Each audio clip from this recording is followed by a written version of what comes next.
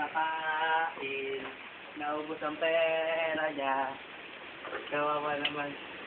Si James. Inubos ni Rafael ang pera ni Rafael. Inubos ni Natawa dito ang gabi, oh. Sabi niya, suki daw siya. Yung binigay sa kanya, but... Suki nga. Suki. Suki sa Ingit ng life. Meron ba kayo niyan? 8 minuto? Alis! Lol, peke yan. Gago.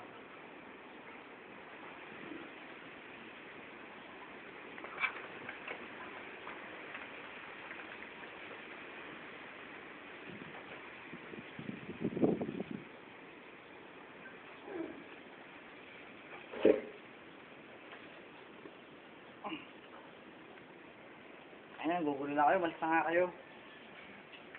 Mayroon na tayo magkita-kita ng hapon. Tutulog muna ako. Kailangan ko ng rest.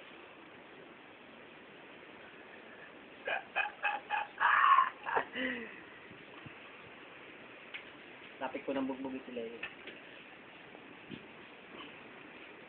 Sunod na kita sa mga kapatid mo.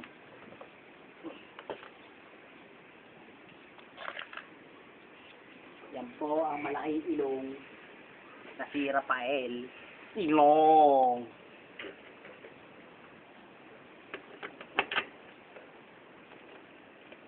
Ayan po yung bulok na motor na nakikita nyo ngayon. Bulok na po yan. Binibenta po ng 10 piso.